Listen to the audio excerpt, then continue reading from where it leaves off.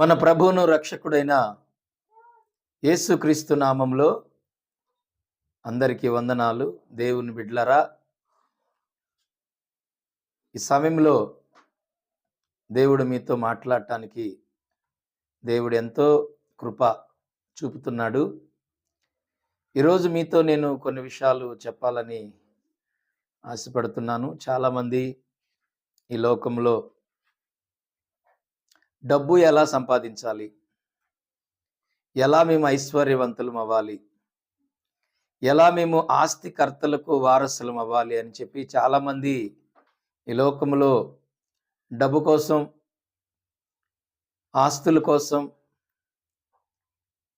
అంతస్తుల కోసం నానా రకాల తిప్పలు పడతా ఉంటారు.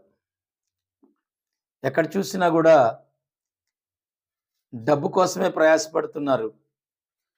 డబ్బు డబ్బు డబ్బు డబ్బు ఉదయం లేచిన దగ్గర నుంచి రాత్రి పడుకునేంత వరకు కూడా ఒక ప్లాట్ కొనాలంటే డబ్బు కావాలి, ఒక ఇల్లు కట్టుకోవాలంటే డబ్బు కావాలి, పిల్లల్ని చదివించాలంటే డబ్బు కావాలి, ఒక చర్చి కట్టాలంటే డబ్బు కావాలి, సేవ చేయాలంటే డబ్బు కావాలి. ప్రతిదానికి, ఓ మంచికైనా చెడుకైనా దేనికైనా ఈ డబ్బు ధనం అనేది చాలా మందికి అవసరమై ఉన్నది ఈ లోకంలో. కానీ బైబిల్ ఏం చెప్తుందంటే మన దేవుడు ఐశ్వర్యవంతుడు అని ఉంటుంది. దేవునికి మహిమ కలుగును గాక. నీవు నేను ఆరాధిస్తున్న దేవుడు ఐశ్వర్యవంతుడై ఉన్నాడు. మనము ధనము కోసం ఎక్కడెక్కడో తిరుగుతూ ఉన్నాం, ఊర్లు పట్టుకొని వెళ్తా ఉన్నాం, స్టేట్లు దాటి వెళ్తా ఉన్నాం, అనేక ప్రాంతాలకు వెళ్ళిపోతున్నాం, బ్రతుకుదెరువు కోసం వెళ్ళిపోతున్నాం, బ్రతకలేక వెళ్ళిపోతున్నాం. నానా రకాల సమస్యలు, నానా రకాల ఇబ్బందులు, ఇలా వెళ్ళి అనేక రకాలైన సమస్యలు మనం తెచ్చుకుంటున్నాం. కానీ ఈరోజు ఒక సత్యాన్ని మీకు చెప్పాలనుకుంటున్నాను. ఎలా సంపాదించాలి, ఏ విధంగా డబ్బు సంపాదించాలి, ఎలా ఆస్తికర్తలుగా మారాలి. ఈరోజు ఒకవేళ ఈ మాటలు మీకు ఆశ్చర్యంగా అనిపించవచ్చు, ఎగతాళిగా కూడా అనిపించవచ్చు. కానీ నేను సత్యాన్నే మీకు బోధిస్తున్నాను. మీరు జాగ్రత్తగా వింటే ఖచ్చితంగా దేవుడు మీకు సహాయం చేస్తాడు. చూడండి, సామెతల గ్రంథంలో 8వ అధ్యాయము 21వ వచనంలో దేవుడు ఒక మాట అన్నాడు. నన్ను ప్రేమించు వారిని ఆస్తికర్తలుగా చేయుదును, వారి నిధులు నింపుదును అన్నాడు. ఇప్పుడు మీరు ఆస్తికర్తలు కావాలి. మీ కుటుంబాలు ఐశ్వర్యముతో నింపబడాలి. మీ ప్రతి అవసరం తీర్చబడాలి.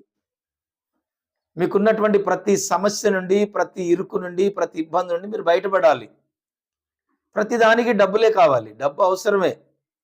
కానీ అది ఎలా వస్తుంది? దేవుని బిడ్డలకు ఎలా వస్తుంది?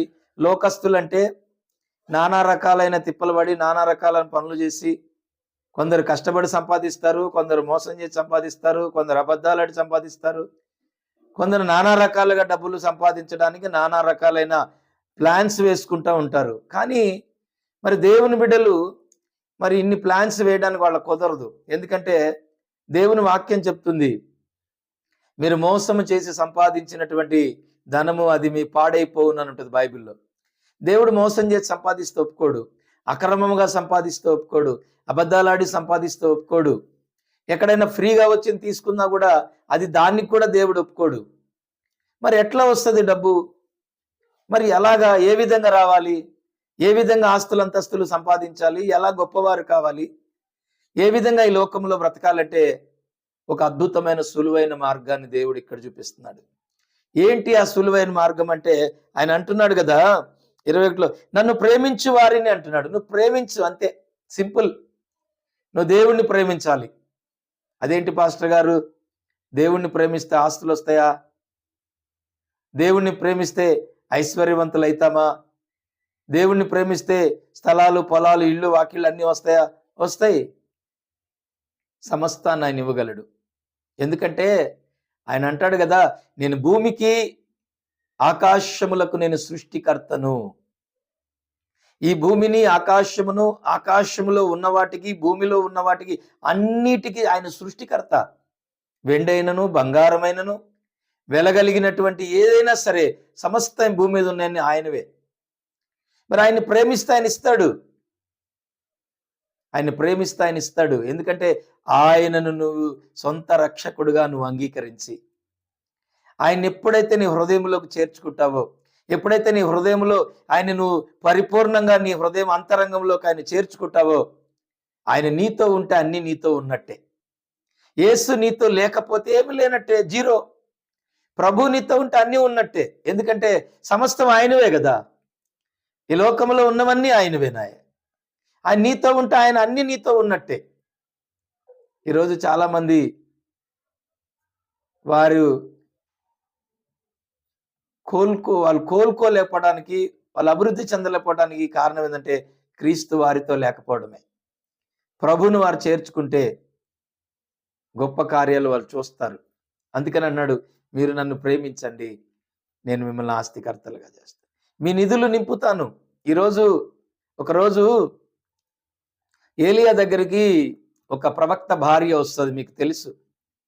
ఆమె వచ్చినప్పుడు ఆమె అంటది, అయ్యా అప్పుల వారు వచ్చి నా బిడ్డలను తీసుకొని వెళ్ళిపోయారు, ఏం చేయాలయ్యా? మరి నా భర్త ఒక మంచి దైవజనుడు, ఆయన ఇప్పుడు లేడయ్యా, చనిపోయాడు. కానీ ఇప్పుడైతే నాకు అప్పుల పరిస్థితి నాకైతే చాలా భయంకరంగా ఉంది. అప్పుల వాళ్ళు వచ్చి 2 బిడ్డలను తీసుకెళ్ళిపోయారు, నేను ఏం చేయాలని దైవజనుడి దగ్గరికి వస్తే దైవజనుడు అంటాడు, అమ్మ ఇప్పుడు ఏముంది నీ దగ్గర అంటే, అమ్మటిది అయ్యా నా ఇంట్లో కొంచెమే నూనె ఉంది అంటది. తీసుకురాపో. ఆ నూనె తీసుకొచ్చినప్పుడు ఆయన ఆశీర్వదించి ఆ నూనె తీసుకుని వెళ్ళి నీ ఇంట్లో పాత్రలు ఏమైతున్నాయి, ఆ పాత్రలో ఒక్కొక్క పాత్రలో ఒక్కొక్క బొట్టు వేయమ్మా, అలాగే నీకు ఆ పాత్రలు ఇరుగు పొరుగు వారి తీసుకొచ్చి కూడా వేసుకోమ్మా, అన్నింటిలో పాత్రలు వేయమ్మా అని చెప్పినప్పుడు ఆమె అలాగే దైవజనుడు చెప్పినట్టుగా వెళ్ళేసి అలాగా పాత్రలలో ఆ యొక్క ఆయిల్ వేస్తుంది అనమాట.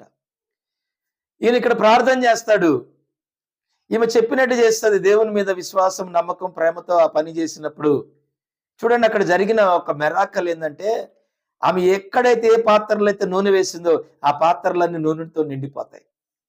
అప్పుడు వచ్చి అని చెప్తుంది, అయ్యా ఇదిగో మీరు చెప్పినట్లుగానే వేశాను, చూస్తే పాత్రలంతా నూనెతో నిండి పొరలిపోతున్నాయి, మరి ఇంకా ఉంటే వేయమ్మని. ఇంకా లేవయ్యా, పాత్రలన్నీ నిండిపోయినాయి. అయితే ఆ పాత్రలో నా ఆయిల్ అమ్ముకోమా, ఆ నూనె అమ్ముకొని నీ అప్పులు తీర్చుకో, ఆ మిగిలిన వాటితో నువ్వు బ్రతుకని చెప్తాడు. చూడండి దేవుని కార్యాలు ఎలా ఉన్నాయో. కొంచెం నూనెను అమ్ముకున్న ప్రతి సమస్యను తీర్చగలడు. దేవునికి అసాధ్యమైనది ఏముంటుందండి? మనం నమ్మాలంతే. నమ్ముట నీ వలనైతే నమ్మువానికి సమస్తము సాధ్యమే. నువ్వు నమ్మాలి. నువ్వు నమ్మితే దేవుడు ఏమైనా చేయగలడు. ఎందుకంటే నువ్వు ఆయన్ని ప్రేమిస్తున్నావు కాబట్టి, నీ ప్రేమను బట్టి దేవుడు ఏమైనా చేయగలడు. ఎందుకంటే ఆయన కూడా ప్రేమ కలిగిన వాడు. అందుకంటాడు, నీ పూర్ణ ఆత్మతో, నీ పూర్ణ బలముతో, నీ పూర్ణ వివేకముతో, నీ పూర్ణ మనసుతో నీ దేవుడైన యెహోవాను ప్రేమించు. నువ్వు కంప్లీట్గా దేవుని మీద ఆధారపడి నువ్వు ప్రేమిస్తే ఖచ్చితంగా దేవుని కార్యాలను చూస్తావు. దేవునికి మహిమ కలుగును గాక. ప్రార్థన. పరిశుద్ధుడు అయిన తండ్రి, నీ పాదాలకు వందనాలు. నాయనా, ఈ లోకంలో ఎంతోమంది నాయనా బ్రతకలేని స్థితిలో ఎంతోమంది ధనము కొరకు ఊర్లు, వాడలు, బిడ్డల్ని, కుటుంబాలను వదిలిపెట్టి ఎక్కడెక్కడో వలస వెళ్ళి ఎంతోమంది కన్నీరు మున్నీరు అవుతూ ఉన్నారు. అలాంటి బిడ్డలకు నాయనా ఈ వాక్యం ఎంతో ఉపయోగపడుతుందని, అసలు ధనము ఎలా సంపాదించాలి, ఆస్తులు, ఐశ్వర్యాలు ఎలా వస్తాయంటే, నేను ఆరాధిస్తున్న దేవుడే ఐశ్వర్యవంతుడని నేను ప్రకటించాను ప్రభువా. నా దేవుడు ఐశ్వర్యవంతుడని నాకు లేఖనాలు చెప్తున్నాయి నాయనా. నువ్వు గొప్ప ఐశ్వర్యవంతుడు, నీ ఐశ్వర్యాన్ని బిడ్డలకు అనుగ్రహించండి.